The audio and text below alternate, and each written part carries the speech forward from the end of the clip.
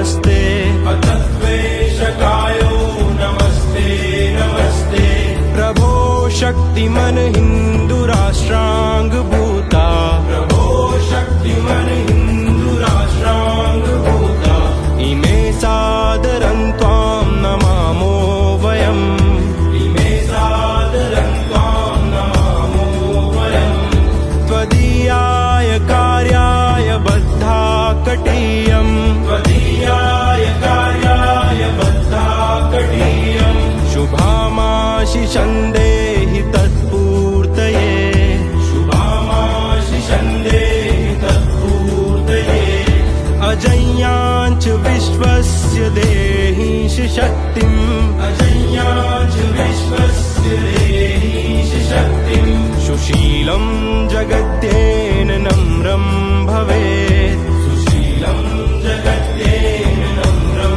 भवेत् श्रुतं चैव यत्कण्टकाकीर्णमार्गम् श्रुतं चैव यत्कण्टकाकीर्णमार्गम् स्वयं स्वीकृतं नः सुगं कारयेत् स्वयं स्वीकृतं नः सुगं कारयेत् समुत्कर्षणुः श्रेयसस्यैकमुग्रम् समुत्कर्षणुः श्रेयसस्यैकमुग्रम् परं साधनं नाम वीरव्रतम् परं साधनं नाम वीरव्रतम् तदन्तः स्फुरत्वक्षया ध्येयनिष्ठा तदन्तः स्फुरत्वक्षया ध्येयनिष्ठा रदन्तः प्रजागर्तु तीव्रानिशम् रदन्तः प्रजागर्तु तीव्रानिशम् विजेत्री च नः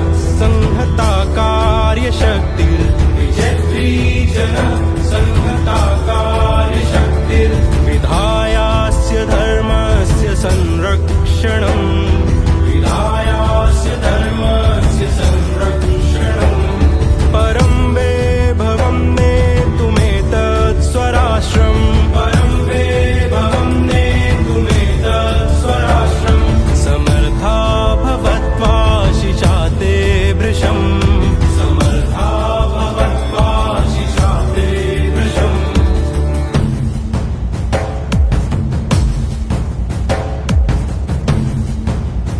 भारत माता की जय। ఆర్ఎస్ఎస్ అంటే మన హిందువుల మనోధైర్యం, గుండె ధైర్యం. ఆర్ఎస్ఎస్ అంటే మన అండ, మన దండ, మన అన్న ఉన్నట్టే. ఆర్ఎస్ఎస్ అంటే మనకు ఒక తోడు ఉన్న, మన భుజము తట్టే, మన వెంట ఉన్న వెన్నుపూసలా ఉండే మన తండ్రి ధైర్యం మన ఆర్ఎస్ఎస్. కదలిరండి, కలిసికట్టుగా హిందువులుగా జీవించండి.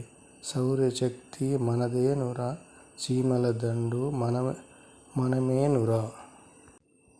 అంత ధైర్యం మనకుందిరా, మనమే తోడు నీడరా.